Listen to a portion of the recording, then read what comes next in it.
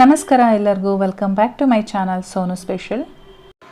ಇವತ್ತು ನಾನು ಒಂದು 15 ನಿಮಿಷದಲ್ಲೆಲ್ಲ ಕಜ್ಜಾಯನ ಹೇಗೆ ಮಾಡ್ಬೋದು ಅಂತೇಳಿ ತೋರಿಸ್ಕೊಡ್ತಾ ಇದ್ದೀನಿ. ಈ ಕಜ್ಜಾಯಕ್ಕೆ ನಾವು ಯಾವುದೇ ರೀತಿ ಪಾಕ ತೆಗೆಯುವಂಥ ಅವಶ್ಯಕತೆ ಇಲ್ಲ. ತುಂಬಾ ಸುಲಭವಾಗಿ ಅತಿ ಬೇಗನೆ ಮಾಡ್ಕೊಳ್ಬಹುದಾದಂಥ ಒಂದು ಕಜ್ಜಾಯದ ರೆಸಿಪಿ ಇದು. ಬನ್ನಿ ಹಾಗಾದರೆ ಹೇಗೆ ಮಾಡೋದು ಅಂತೇಳಿ ನೋಡ್ಕೊಳ್ಳೋಣ. ಸ್ಟವ್ ಮೇಲೆ ಒಂದು ಫ್ರೈಯಿಂಗ್ ಪ್ಯಾನ್ ಇಟ್ಕೊಂಡಿದ್ದೀನಿ. ಇದಕ್ಕೆ ನಾನಿಲ್ಲಿ 1 ಕಪ್ಪು ಬೆಲ್ಲ ಹಾಕ್ಕೊಳ್ತಾ ಇದ್ದೀನಿ. ನಾನಿಲ್ಲಿ ಉಂಡೆ ಬೆಲ್ಲ ತೊಗೊಂಡಿದ್ದೀನಿ, ಹಾಗಾಗಿ ನಾನು ಯಾವುದೇ ರೀತಿ ಸೋಸ್ಕೊಳಲ್ಲ, ಡೈರೆಕ್ಟಾಗಿ ಹಾಕ್ಕೊಳ್ತಾ ಇದ್ದೀನಿ. ಇದರಲ್ಲಿ ಯಾವುದೇ ರೀತಿ ಕಸ ಇರಲ್ಲ. ಅದೇ ಕಪ್ ಮೆಷರ್ಮೆಂಟಲ್ಲಿ 1 ಕಪ್ಪು ನೀರನ್ನು ಸೇರಿಸ್ಕೊಳ್ತಾ ಇದ್ದೀನಿ. ಈಗ ಚೆನ್ನಾಗಿ ಬೆಲ್ಲನ ಕರಗಿಸ್ಕೊಳ್ಬೇಕು. ಇಲ್ಲಿ ಬೆಲ್ಲ ನಮಗೆ ಯಾವುದೇ ರೀತಿ ಪಾಕ ಬರೋ ಅಂಥ ಅವಶ್ಯಕತೆ ಇಲ್ಲ. ಬೆಲ್ಲ ಎಲ್ಲ ಚೆನ್ನಾಗಿ ಕರಗಿ ಕೈಗೆ ಅಂಟ್ತಾ ಇರುತ್ತೆ ನೋಡಿ, ಅಂಟು ಪಾಕ ಅಂತ ಹೇಳ್ತೀವಲ್ಲ, ಆ ರೀತಿ ತೊಗೊಂಡ್ರೆ ಸಾಕು. ಅದು ಪಾಕ ಏನೋ ಅವಶ್ಯಕತೆ ಇರಲ್ಲ, ಜಸ್ಟ್ ಈ ರೀತಿ ಕೈಗೆ ಅಂಟಿದ್ರೆ ಸಾಕಾಗುತ್ತೆ ನೋಡಿ. ಹೀಗೆ ಮುಟ್ಟಿದರೆ ಅಂಟಬೇಕು. ಇವಾಗಿದು ರೆಡಿಯಾಗಿದೆ. ಈ ಟೈಮಲ್ಲಿ ಲೋ ಫ್ಲೇಮ್ ಮಾಡಿಕೊಂಡು ಒಂದು ಅರ್ಧ ಟೀ ಸ್ಪೂನ್ ಏಲಕ್ಕಿ ಪೌಡರು, ಹಾಗೆ 1 ಟೇಬಲ್ ಸ್ಪೂನಷ್ಟು ಬಿಳಿ ಎಳ್ಳನ್ನು ನಾನು ಸೇರಿಸ್ಕೊಳ್ತಾ ಇದ್ದೀನಿ. ಎಳ್ಳು ಮತ್ತು ಏಲಕ್ಕಿ ಪೌಡರ್ನ ಒಂದು ಸಲ ಮಿಕ್ಸ್ ಮಾಡ್ಕೊಳ್ಳೋಣ. ಇವಾಗ ಇದಕ್ಕೆ ಅರ್ಧ ಕಪ್ಪು ಗೋಧಿ ಹಿಟ್ಟನ್ನು ಸೇರಿಸ್ಕೊಳ್ತಾ ಇದ್ದೀನಿ, ಅರ್ಧ ಕಪ್ಪು ಅಕ್ಕಿ ಹಿಟ್ಟನ್ನು ಸೇರಿಸ್ಕೊಳ್ತಾ ಇದ್ದೀನಿ.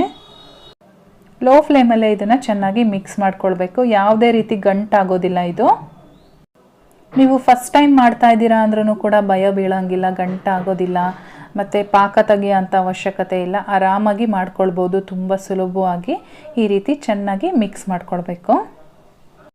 ನೀವೇನಾದರೂ ನೀರನ್ನು ಜಾಸ್ತಿ ಹಾಕ್ಕೊಂಡು ತುಂಬ ತೆಳುವಾಗಿ ಆಗ್ತಾ ಇದೆ ಅಂತ ಅನಿಸಿದ್ರೆ ನೀವು ಇದಕ್ಕೆ 1 ಟೇಬಲ್ ಸ್ಪೂನು ಗೋಧಿ ಹಿಟ್ಟು ಮತ್ತು 1 ಟೇಬಲ್ ಸ್ಪೂನಷ್ಟು ಅಕ್ಕಿ ಹಿಟ್ಟನ್ನು ಆ್ಯಡ್ ಮಾಡಿಕೊಂಡು ಬೇಕಾದರೆ ತಿರುಗಿಸ್ಕೊಳ್ಬೋದು.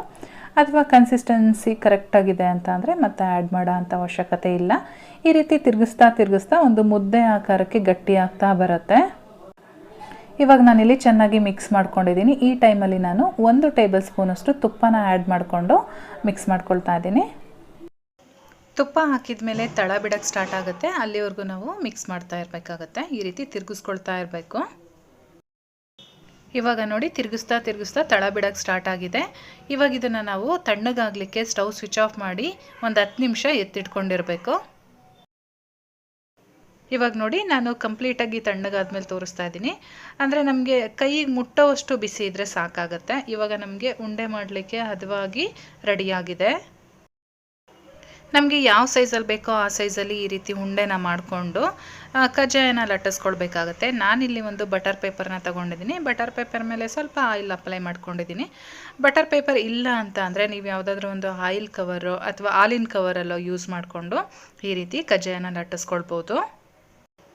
ಆದಷ್ಟು ಸ್ವಲ್ಪ ತೆಳುವಾಗಿದ್ದರೆ ತುಂಬಾ ಚೆನ್ನಾಗಿರುತ್ತೆ. ತುಂಬ ಗಟ್ಟಿಯಾಗಿ ಮಾಡೋದಕ್ಕಿಂತ ಇದು ಇನ್ಸ್ಟೆಂಟ್ ಆಗಿರೋದ್ರಿಂದ ಈ ರೀತಿ ಲಟ್ಟಿಸ್ಬೇಕಾದ್ರೆ ಕೈಗೆ ಸ್ವಲ್ಪ ಎಣ್ಣೆನ ಅಪ್ಲೈ ಮಾಡಿಕೊಂಡು ಲಟ್ಟಿಸ್ಕೊಳ್ಳಿ. ಆವಾಗ ಕೈಗೆ ಅಂಟೋದಿಲ್ಲ.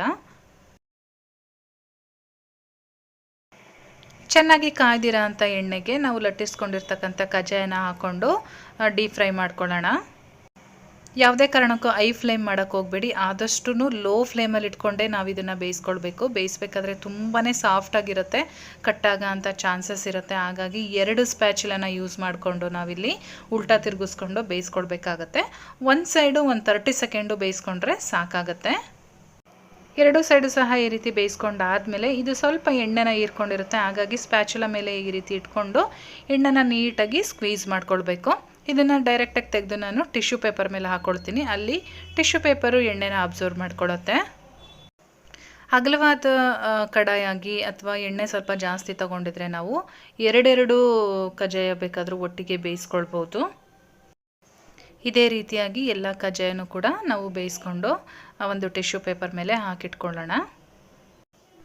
ನಾನು ತಗೊಂಡಿದ್ದಂಥ ಕ್ವಾಂಟಿಟಿಲಿ ನೋಡಿ ಇಷ್ಟು ಕಜ್ಜಾಯಗಳಾಗಿದೆ. ನಿಮಗೆ ಒಂದು ಓಪನ್ ಮಾಡಿ ತೋರಿಸ್ತೀನಿ ಒಳಗಡೆ ಎಲ್ಲ ಎಷ್ಟು ಸಾಫ್ಟಾಗಿ ಬಂದಿದೆ ಅಂತ ಹೇಳಿ. ನೀವು 3 ದಿನ ಅಕ್ಕಿ ನೆನೆಸಿ ಕಜ್ಜಾಯನ ಏನು ಮಾಡ್ತೀರಾ ಸೇಮ್ ಅದೇ ಟೇಸ್ಟ್ ಇರುತ್ತೆ. ಟೇಸ್ಟಲ್ಲಂತೂ ಯಾವುದೇ ರೀತಿ ಡಿಫ್ರೆನ್ಸ್ ಇರಲ್ಲ. ದಿಢೀರಂತ ನೀವು ಒಂದು 15 ನಿಮಿಷದೊಳಗಡೆ ಎಲ್ಲ ಈ ಕಜ್ಜಾಯನ ಮಾಡ್ಕೊಳ್ಬೋದು. ಈ ಸರಿ ಹಬ್ಬಕ್ಕೆ ಟ್ರೈ ಮಾಡಿ ಹೇಗೆ ಬಂತು ಅಂತೇಳಿ ನನಗೆ ಕಮೆಂಟ್ ಮಾಡಿ ತಿಳಿಸಿ. ಇವತ್ತಿನ ರೆಸಿಪಿ ಇಷ್ಟ ಆಗಿದ್ರೆ ಒಂದು ಲೈಕ್ ಮಾಡಿ. ಚಾನಲ್ಗೆ ಹೊಸಬ್ರಾಗಿದ್ದರೆ ಸಬ್ಸ್ಕ್ರೈಬ್ ಮಾಡ್ಕೊಳ್ಳಿ. ನಾನು ಮತ್ತೆ ಸಿಗ್ತೀನಿ ಮುಂದಿನ ವಿಡಿಯೋದಲ್ಲಿ. Thank you.